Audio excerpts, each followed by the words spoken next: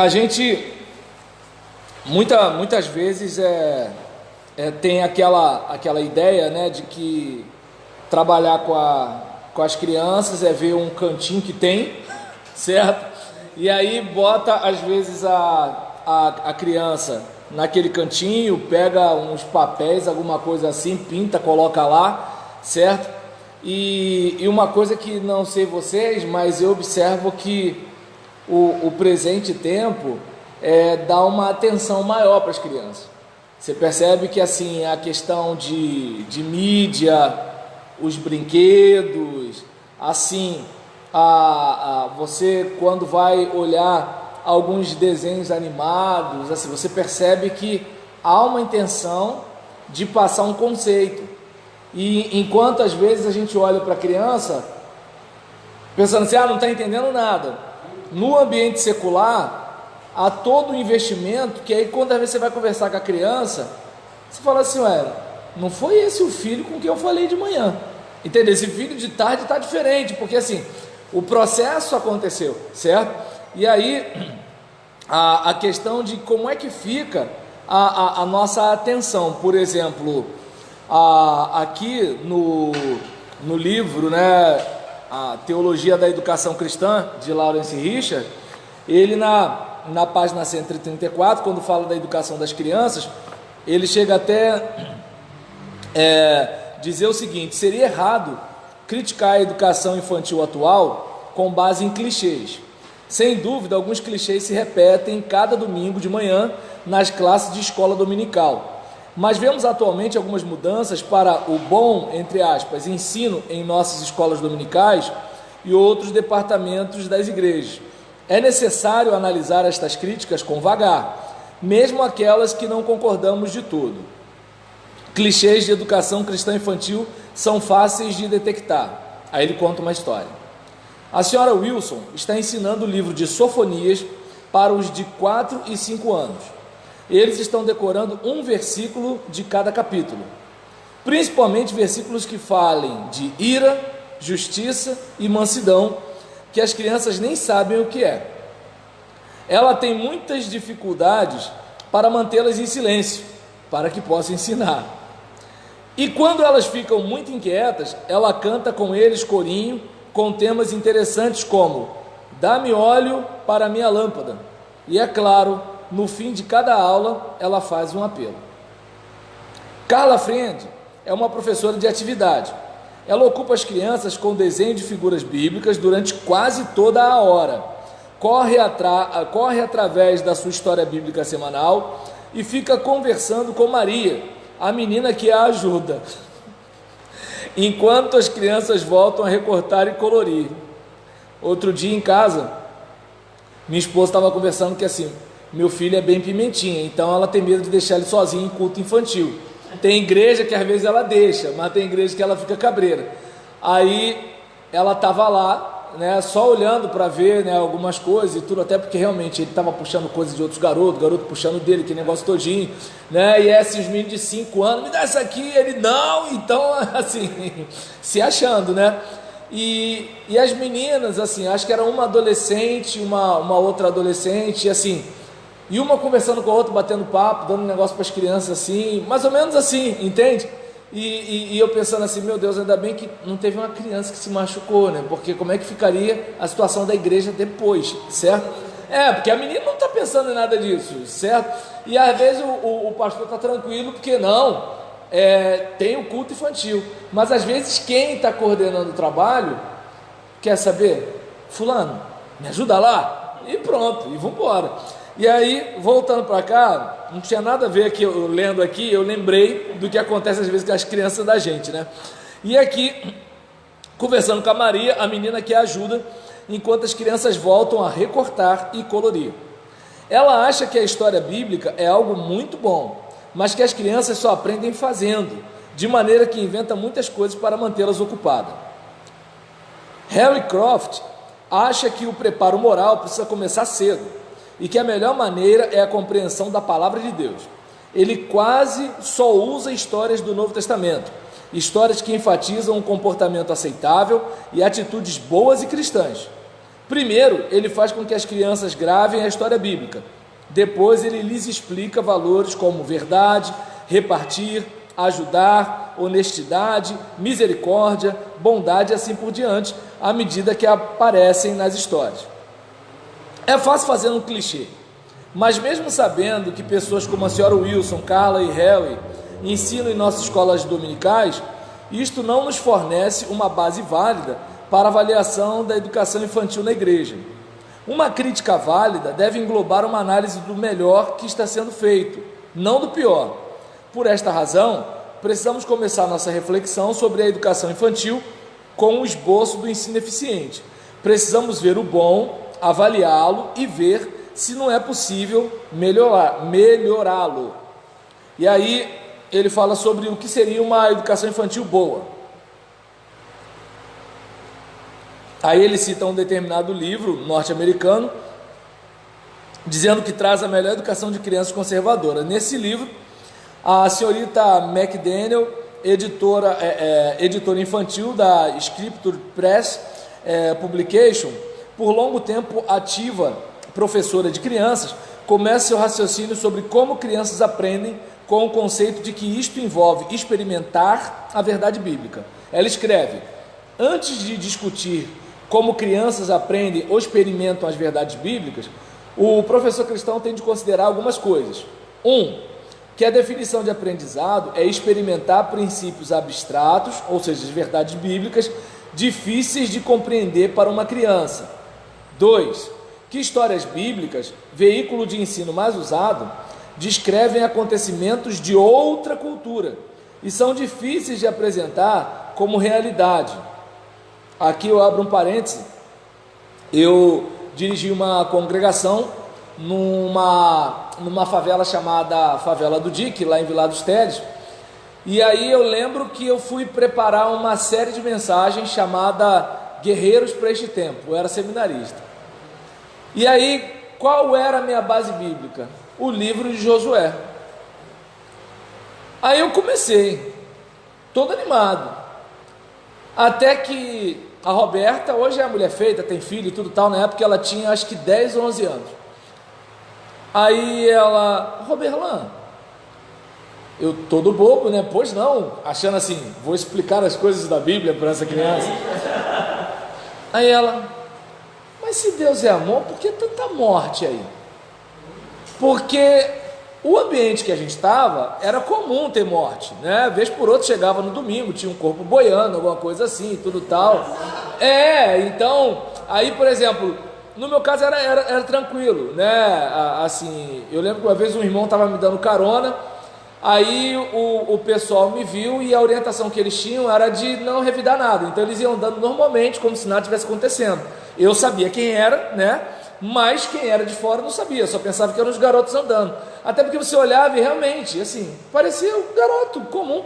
Aí nesse caso, alguém fala: não, é o irmão. Aí o pessoal vinha, ria, cumprimentava, era tranquilo. Mas às vezes você passava e tava o camarada meio que assim, meio que tá aqui e tá lá em Marte, né? Aí eu pensava: se esse camarada achar que eu sou um dragão, ele mete bala nas minhas costas. Entende como é que é o negócio? Porque o cara alucinado pode ver qualquer coisa, certo?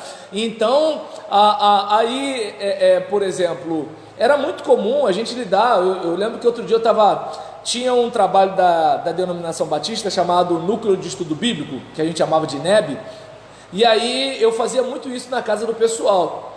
Aí eu lembro, né, que um dia eu estava, agora não lembro qual era a lição, mas era alguma coisa sobre Jesus. E aí eu tô lá, né, conversando, o nome da moça era Beth, aí tô lá batendo um papo com ela e tudo, aí porque Jesus, tudo tal, aí de repente a gente escuta aquele barulho assim, pá, pá, pá, assim, seco, né? Aí, quando eu olho para fora, eu só vejo o brilho de um 38 cromado na mão de um policial gordo correndo.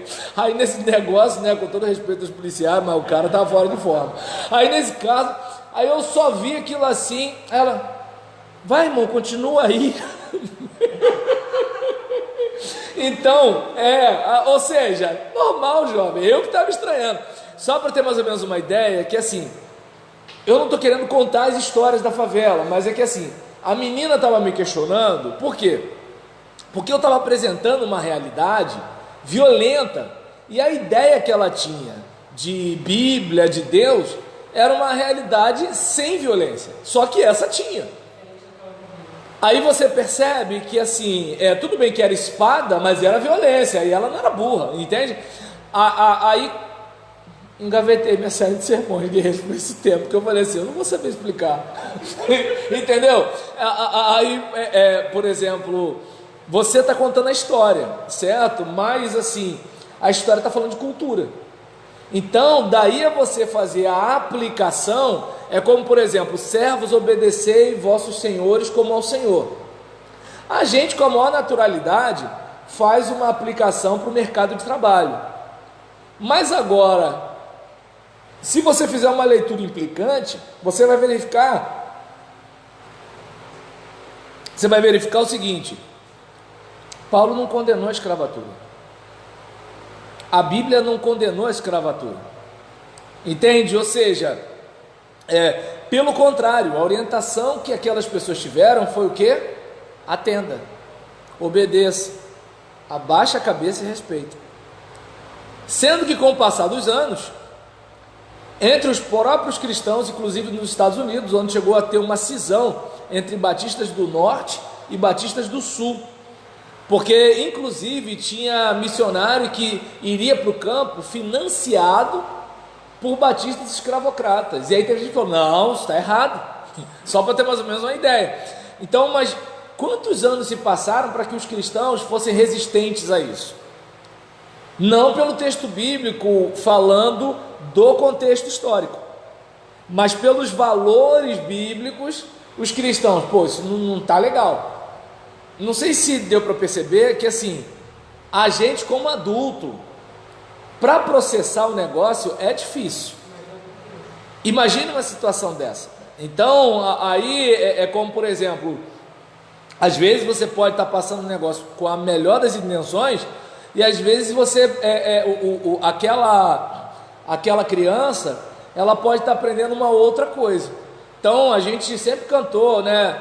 Vim com Josué lutar em Jericó. Foi uma matança aquilo ali, entende? Davi e Golias. Poxa, gente, quem de nós não ficaria horrorizado de ver alguém degolar alguém?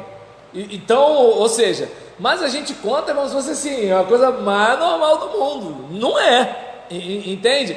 Mas assim, que pra gente, como a gente abstrai, é tranquilo. Agora, para a criança que ainda está na operação concreta e não formal, então nem tudo é muito claro. Eu estou lembrando, por exemplo, meu filho fez não sei o que lá, eu falei, seu cachorro? Sou cachorro não, papai, entendeu? Ou seja, ele foi para outra situação, entende? Eu quis chamar ele de sem vergonha, mas ele pensou concretamente. Então, aí eu falei, meu filho, me perdoa, seu pai é um pecador, mas... Entende? E assim, a gente, por exemplo, olha para um lance desse e verifica o cuidado que você tem, porque você como pregador faz a ponte entre o mundo da Bíblia e o mundo da sua audiência. Agora, não vamos esquecer que a maioria da nossa audiência, de acordo com Jean Piaget, já faz as operações formais. A gente, por exemplo, abstrai, a gente faz analogia, a gente, por exemplo, cria hipóteses na cabeça, uma série de situações. A criança, ela ainda está num outro nível, certo? E aí, a gente, por exemplo, observa aqui, conforme nós falamos, o acontecimento de outra cultura. Naquele contexto ali, não tinha como, a gente não tinha, olha só, hoje, com direitos humanos, hoje com um monte de coisa, né? Hoje com homem vegano, comendo soja, ainda assim, né? Olha como é que o mundo está, certo? Então, agora imagine como seria num contexto como aquele. Então, como é que seria a questão do diálogo? Olha, Deus falou que essa terra é nossa, então, por gentileza, vocês podem sair? Entende como é que é o negócio? E detalhe, qual era o contexto lá para que algumas coisas acontecessem? Então tem uma série de fatores aí, que aí é nessa hora que os biblistas, assim, vai cada um para um lado. Como eu sou confessional, então eu vou estar dentro, né, dos 4 pontos do ringue, eu não vou sair daqui. Mas é algo que, assim, não é um assunto fácil, e que você às vezes pode estar falando para a criança e ela trazendo junto com a história a cultura, que é o que até alguns adultos fazem, certo? Então, por exemplo, tem gente que traz a cultura judaica em vez de trazer os valores bíblicos. Então, aí é que está a questão. É como, por exemplo, você vai ver a questão da morte ao homem que se deita com homem como mulher no Antigo Testamento. E aí você vai ver, por exemplo, a questão da condenação que se faz a essa prática no Novo Testamento. E aí você vai perceber que, assim, no Novo Testamento não há uma condenação violenta como no Antigo. Você lendo hoje, o que você observa? Que tanto no Antigo quanto no Novo é algo reprovável. Mas agora você não vai, por isso, reproduzir a cultura daquele tempo. É como, por exemplo, o que nós falamos aqui sobre os servos atenderem os seus senhores.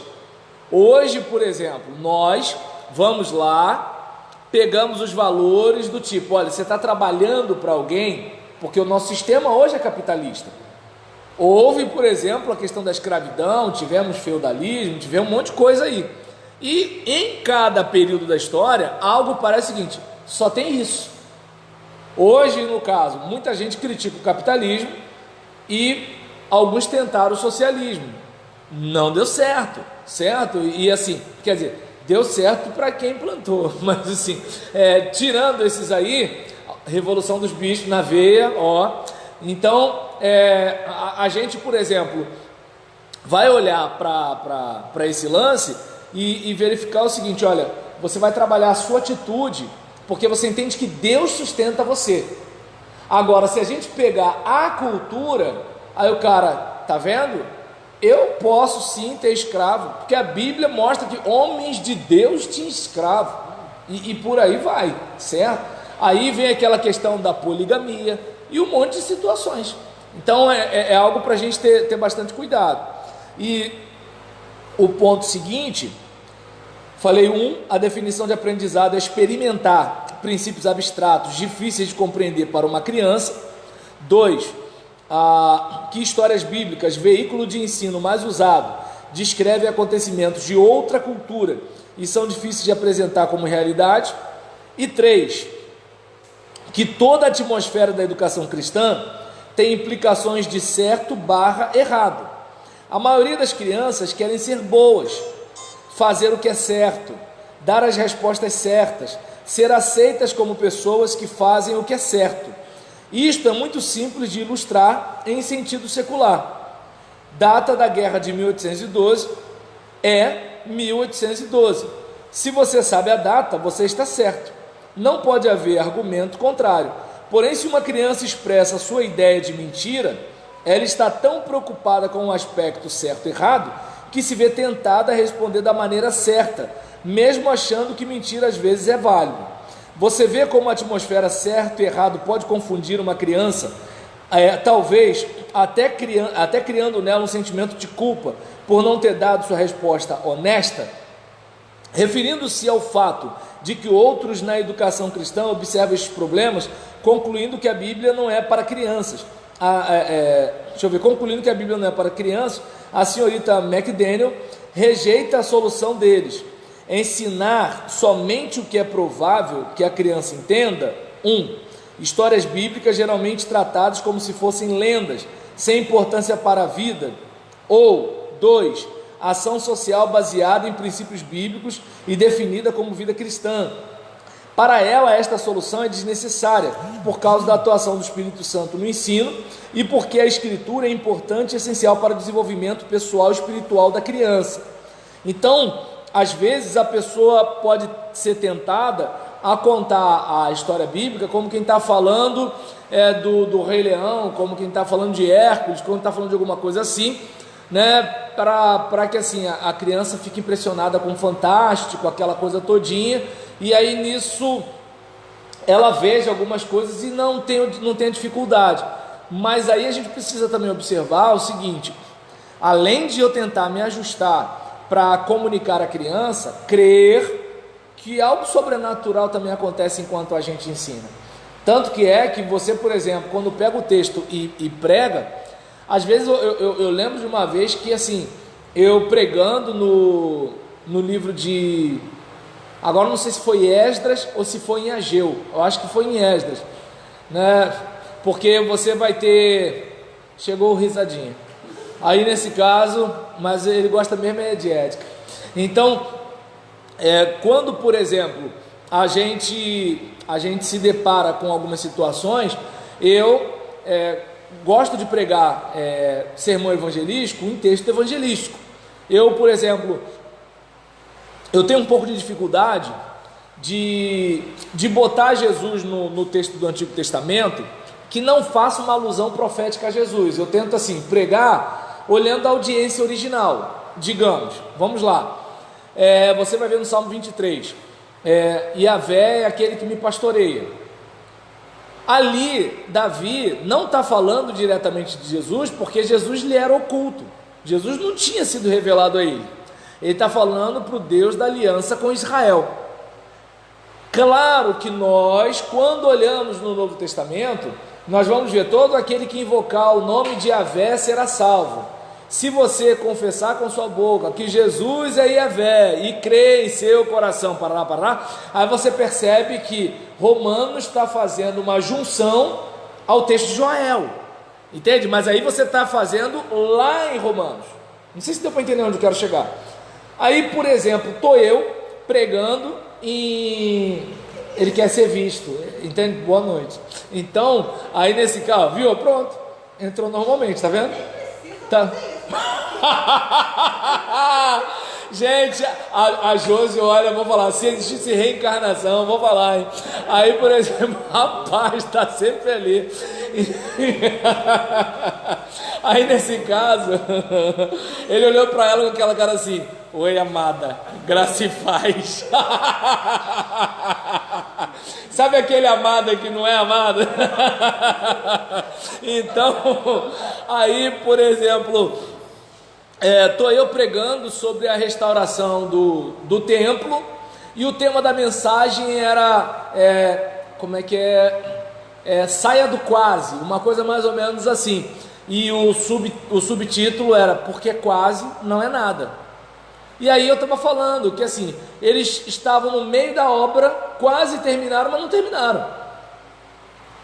Era uma palavra para a igreja, não era um sermão evangelístico. Termina o culto, aí uma irmã chega para mim e fala assim: pastor, meu cunhado quer falar com o pastor, porque o pastor não chegou a fazer apelo para alguém aceitar Jesus e tudo tal, e ele está decidido a voltar para Jesus. Aí eu falei: amém, a gente pode orar aqui. Ele: pastor, porque eu não quero ficar mais no quase. Deus falou comigo nessa noite, Eu falei: sabe quando você prega que Deus é poderoso, mas quando você fica assustado, você fala assim, mas às vezes você se mata para ver se alguém se decide, ninguém se decide. Você vai pregar sobre Ageu, Esdras, a reconstrução do templo, né? E assim, eu fico ali, eu não sou daqueles que viajam não. Então, não, eu até viajo. Estou dizendo que de viajar de assim, entra no texto, sai do texto e não volta mais para o texto. Eu fico nos versículos ali até acabar, entende? Aí nesse caso, eu olhei para aquilo, falei, quase que eu falei assim, mas não é possível. Mas como eu sou crente, né, eu pastor, fiquei quieto e eu orei: Senhor, muito obrigado por essa alma, Mas eu olhei assim, ou seja, é a questão de uma ação além do que você controla, certo? É aquela coisa, né, de que assim, por exemplo, você está lá pregando sobre um assunto e Deus transformou o que você estudou, transformou o que você pesquisou, transformou de repente aquele sermão que você nem estudou muito, mas você falou assim: Senhor, quebra o meu galho, eu prometo que eu não vou mais dar esse mole, me ajuda aqui, não me deixa sozinho não, eu sei que eu mereço ficar sozinho, mas me ajuda aí. Então, ou seja, Deus transforma, né, aquela ação intelectual sua em algo que assim, você não faz ideia, que vai entrar no coração de cada uma daquelas pessoas, né? É um negócio que assim, quem prega sabe do que eu estou falando, que assim, você fala assim, não, mano, não foi bem isso que eu falei, entende? Mas aí termina o culto às vezes, aí a pessoa te procura, ou tem pastor que chama alguém, né, para ir lá na frente, aí a pessoa vai e fala chorando um negócio, que você fala assim, mas foi isso mesmo que eu falei? Entende? Aí assim, a gente não pode desconsiderar que assim, o fato do fulano ser criança, não quer dizer que Deus não fala com ele, certo? Até porque muitos de nós tomaram decisões na infância, e mesmo se afastando na adolescência, porque a adolescência é punk, né? Mesmo se afastando na adolescência, aquilo fica inculcado na gente, e às vezes está com uns 20 e poucos anos, e fica aquela coisa de voltar, por causa da experiência que você teve lá com seus 10 anos de idade, entende? Então, é algo que assim, se o adulto olhasse, a criança não está entendendo nada, né? Dá qualquer cartolina com canetinha para eles, em qualquer canto lá de obra que não terminou, né? Faz um negócio mais ou menos desse assim e deixa para lá. Então a gente percebe que assim, há algumas coisas que a gente olha, como o autor está dizendo, em vez da gente olhar o pior, de tentar olhar o melhor. Mas essa preocupação é bastante válida. E aqui, né, continuando a anotação, a senhorita McDaniel apresenta uma defesa do papel da Bíblia no currículo para as crianças. Os currículos atuais trazem partes da Bíblia que educadores cristãos treinados acham ser apropriados para cada idade e importante para as crianças agora. Fatos e informações bíblicas também são importantes. Quando alguém diz que não devemos ensinar fatos bíblicos, está esquecendo-se de uma verdade básica. Compreensão certeira e inteligente do que a Bíblia diz deve estar baseada nos fatos que a Bíblia traz. Porque se você não fizer a aplicação do texto bíblico, você está ensinando qualquer outra coisa, menos a Bíblia. É como, por exemplo, eu estava batendo um papo ontem com alguns alunos sobre o sermão temático, né? Eu estava batendo um papo sobre o uso de alegoria que os cristãos na igreja primitiva faziam, e ele, mas poxa gente, porque assim, na alegoria uma coisa significa outra, né? Então, aí, por exemplo, a Bíblia fala da chave, a chave quer dizer uma lâmpada fluorescente, entende? Ou seja, o que é? O cara que está interpretando o que está dizendo. E aí, eu sei que eu fui grosseiro, mas só para mais ou menos ilustrar. Aí ele falando, não, mas porque como é que pode? O cara é tão inteligente. Falei, houve um tempo que era muito comum ter sermão temático nas igrejas. Por exemplo, até pastores como um grande pregador batista, pastor Nilson do Amaral Fanini, ele usava sermão temático, entende? E assim, muitos pregadores, assim, até no aspecto didático, você quer falar sobre o que é igreja, e aí você faz como os livros de teologia sistemática.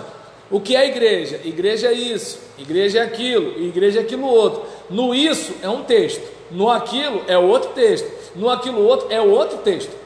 Falei, isso foi muito comum um tempo atrás. Hoje, a moda é o expositivo. Todo mundo só fala de sermão expositivo. Às vezes o cara está fazendo até um sermão textual, mas ele está dizendo que é expositivo. Então, eu vou fazer a exposição do texto, caramba, né? Então é um negócio bacana. Mas assim, nós somos, né, homens do nosso tempo. E com todo respeito às feministas, né, e mulheres também. Não, nós não somos mulheres, nós somos homens, tá ok? Então, mas vamos lá. Aí nesse caso, eu tentei, mas ficou chato pro meu lado aqui. Aí, eu sou do tempo que o homem não raspa sovaco, né? Então, por exemplo, tem uma pessoa aqui, o diácono Vanildo Amaro. Como é que você sabe que é diácono? Porque ele é da minha igreja. Ele está dizendo aqui na live do Facebook: minha experiência foi com 6 anos de idade, em culto da igreja dos meus avós, na Assembleia de Deus em Pernambuco. Entende? E hoje, por exemplo, o cara tem mais de 50 anos e está na igreja. Percebe? Mas aí, vindo para cá, a questão, né, de que assim, nós, como pertencemos ao tempo que a gente vive, a gente muitas vezes vai ser influenciado pelo pensamento que a gente tem. E aí, quando eu citei a questão do sermão temático, eu estava falando que assim, muitas vezes nós, por causa do tema, nós pregamos em torno do tema. E como pregamos em torno do tema, a gente às vezes entra no texto, sai do texto e nunca mais volta no texto. Eu, por exemplo, se eu pregar um sermão temático, dificilmente eu vou pegar um texto para ler, para começar a pregar, porque eu sei que eu não vou desenvolver aquele texto, eu sei que eu vou falar do assunto, e no assunto eu vou citar um monte de outros textos. Não sei se deu para entender. Agora, quando é um sermão textual, né? Portanto, meus amados irmãos, sede firmes, é um tópico. Constante, outro tópico, né? Sempre abundante, é um outro tópico. Na obra do Senhor, aí você pode fazer ou não, né? Um outro tópico. Sabendo que o vosso trabalho não é vão do Senhor, um outro tópico. Ou, de repente, como trabalhar na obra do Senhor, firme, constante, sempre abundante. Por quê? Por causa disso, disso e disso. Então, o que acontece? Você está dentro do texto. Agora, por exemplo, se você tá fora, você pode falar sobre qualquer coisa, e pode estar com cara de sermão e às vezes não ser sermão, porque a fundamentação do sermão é a Bíblia. Se não é uma fundamentação bíblica, não é mais sermão, pode ser uma palestra, entende? Então, eu, por exemplo, já fiz palestra em momento de culto, ainda mais questão de mês de família. Aí você fala sobre um monte de coisa, né? Então eu lembro que uma vez mês passado eu estava falando sobre educação de crianças no nosso tempo, e o que eu defendi?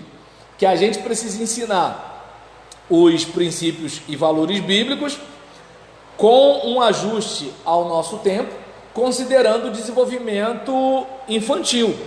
Então eu peguei desenvolvimento infantil em Jean Piaget, passei um pouco também por Jung, Freud, um negócio mais ou menos assim. Claro, não fiquei falando assim pro pessoal, porque senão o pessoal já cruza os braços e não me escuta mais, né? Mas fiquei dentro do texto bíblico. Aí eu fiz um negócio desse. Na questão dos princípios, eu bati na tecla do pai, não provoquei os vossos filhos a ira, mas, né, disciplinar e admoestar no Senhor. E no ajuste eu falei, o que a Bíblia fala de usar vara, hoje é violência doméstica. Então, por exemplo, lá em casa, se tem um negócio que funciona, então vou desligar a televisão. Então não vamos na praça. Então não tem bola. É incrível, parece que você está matando. É um negócio, é fenomenal, entende?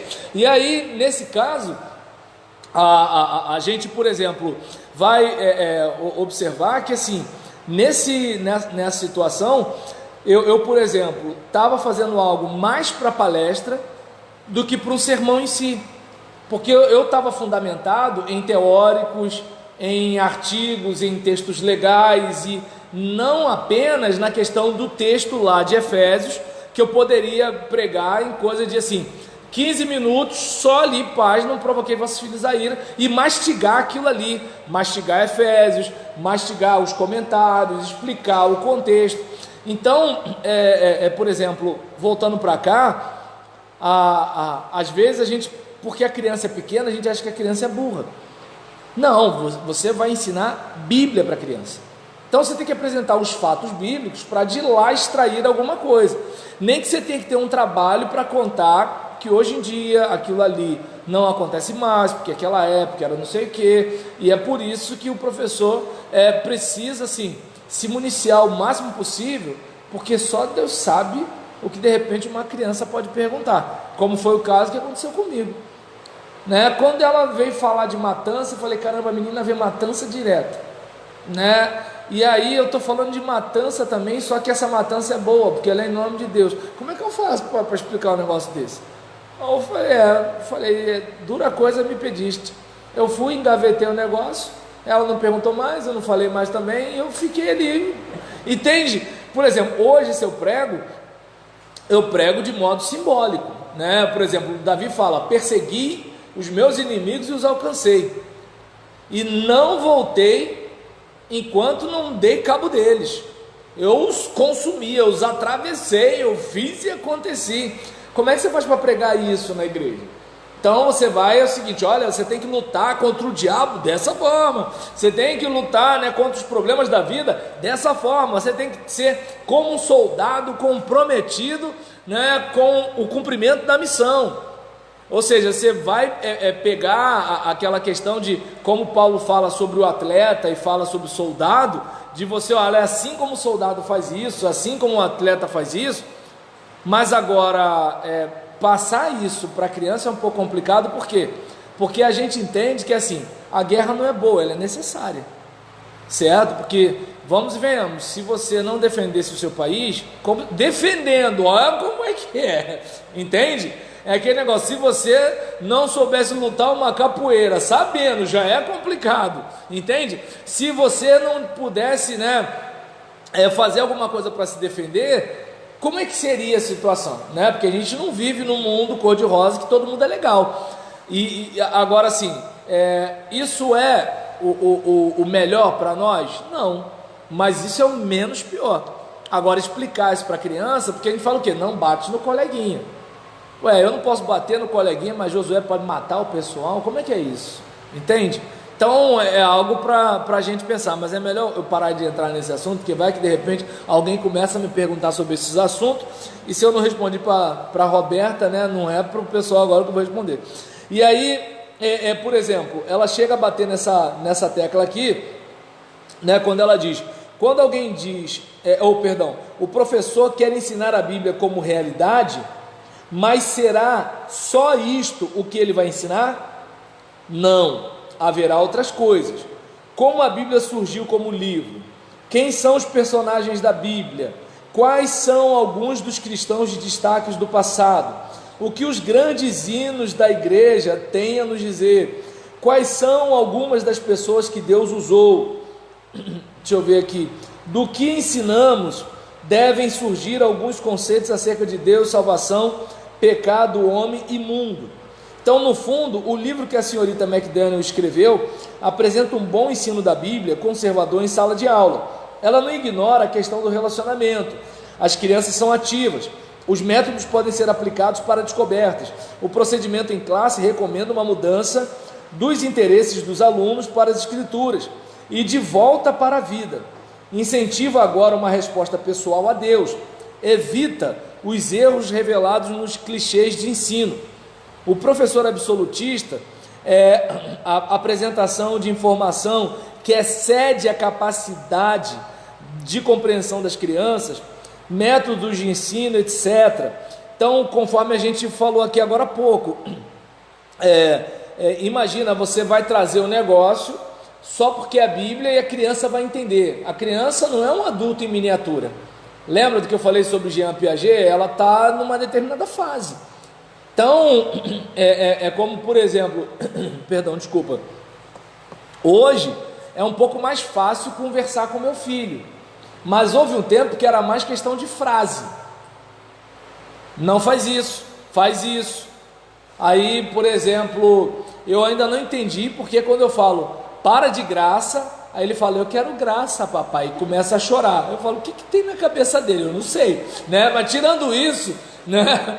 Por exemplo, eu falo, tá bom, desculpa, mas por exemplo, às vezes a gente está achando que aquela criança está compreendendo igual a gente, e aí, inclusive, quando chega na hora do texto bíblico, gente, vamos e venhamos, entre a gente tem percepções diferentes do texto bíblico.